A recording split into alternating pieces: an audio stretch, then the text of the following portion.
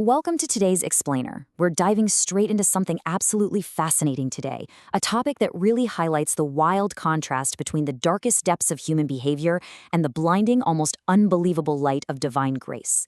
We're looking at the redemptive power of the Shiva Purana. Now, the stories we're unpacking today, they aren't just ancient myths. They're actually these profound case studies on human error, the consequences of our actions, and most importantly, unconditional forgiveness. We're going to explore how this sacred text literally offers a pathway to liberation, even for people who seem, well, completely beyond saving. Okay, let's dive into this. We're starting with a massive, fundamental question posed by Sage Shaunak.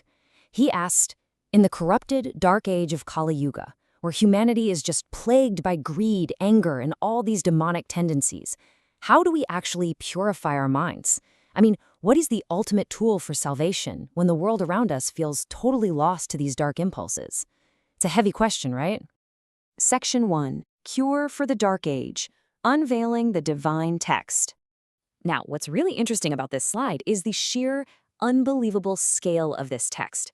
The Shiva Purana isn't just a simple book. It's this massive, comprehensive spiritual framework, containing 24,000 shlokas, and they're spread out across 7 different samhitas. Originally spoken by Lord Shiva himself, and then later compiled by Sage Vyasa, it's basically an absolute ocean of wisdom. It leaves literally no aspect of life, death, or liberation untouched, presenting itself as the ultimate, purifying answer to all the world's sins. Moving to Section 2, Devraj, the Redeemed Sinner, and the Fall of a Brahmin.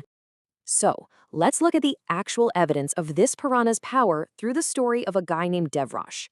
This man, well, he broke every moral code imaginable. He completely abandoned his spiritual rituals. He greedily sold juices, which was a huge taboo for his position. He murdered innocent humans just for wealth, engaged in adultery, and ruthlessly robbed and cheated devout worshippers. We are talking about extreme, unapologetic wickedness here. Honestly, his lifestyle was so dark that any kind of salvation seemed mathematically impossible. But as you'll see, that is exactly where the miracle kicks in. Let's just trace Devraj's final days, because it's wild. After an entire lifetime of sin, a total twist of fate leads him to a Shiva temple in Jusi, Prayag. Now, to be clear, he was definitely not there to pray. He was just struck with this terrible fever and desperately needed shelter. So for a whole month, he's lying there suffering. But completely by accident, he overhears a Brahmin reciting the Shiva Purana.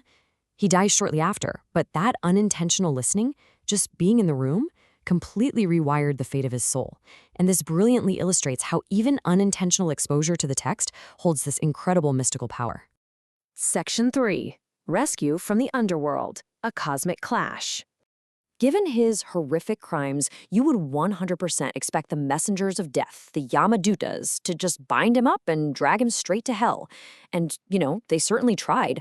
But in this completely shocking turn of events, Lord Shiva's own radiant aides, the Shivaganas, aggressively intervened. They literally snatched Devraj right out from the jaws of punishment, placed him in a divine airplane, and flew him directly up to Kailash. No way, right? Picture this scene in your head. It's like something out of a movie. The Shivaganas weren't just your average messengers. They were terrifyingly pure, radiant as white camphor, gripping these sharp tridents completely covered in holy ash and adorned with Rudrakruksha malas. Their blinding, pure light instantly forced the dark messengers of death to retreat. This wasn't just some flex of cosmic muscle, you guys. This was the raw, purifying power of the Shiva Purana physically washing away a lifetime of grime, totally overwhelming the very forces of death. Section 4. Chanchala's Path to Repentance, the Village of Bashkal.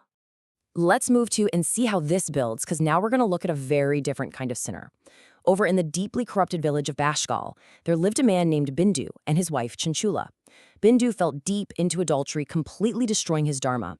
And Chanchula, who was actually pure initially, was dragged right down by his influence into those exact same sins. When Bindu died, he suffered terribly in hell before mutating into this terrifying pishacha, or demon, over in the Vindhya Mountains. It's this incredibly tragic downward domino effect of sin, really showing how one person's fall can just drag others right down with them. But, thankfully, Chanchala's story doesn't end there. By total chance, she ends up visiting the Holy Land of Gokarna. While she's there, she hears a Brahmin detailing the gruesome, agonizing physical tortures that are waiting for adulterers in hell. Hearing those horrifying consequences, well, it wasn't just scary for her. It triggered this massive, earth-shattering spiritual awakening. For the first time, she finally felt the true, crushing weight of her actions. So the crucial point is her reaction to all this. She doesn't run away from the fear. Instead, she collapses right at the Brahmin's feet, crying out, "I am worthy of condemnation. You are my guru. Please save me." That absolute, unshielded surrender really captures this universal human plea for a clean slate, doesn't it? Admitting the sheer depth of the mistake is almost always the very first step to genuine purification. Section 5. The ultimate spiritual takeaway. The promise of liberation. As you can see from Chanchula's repentance, the promise of the Shiva Purana extends way beyond just avoiding punishment in the afterlife.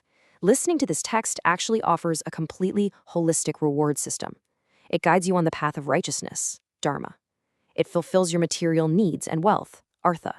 It balances your worldly desires, kama.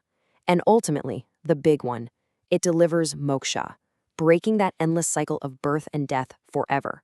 It's basically a complete step-by-step framework for existence, proving for sure that mercy is available to absolutely anyone who seeks it. As we wrap up this explainer, I really want to leave you with this one powerful thought. If a man like Devraj, a literal murderer and thief, could be pulled from the jaws of hell just by overhearing this Purana by accident while sick with a fever, what could true, intentional, lifelong devotion awaken within you? Thank you so much for exploring this with me today. And hey, let that question guide your own spiritual journey.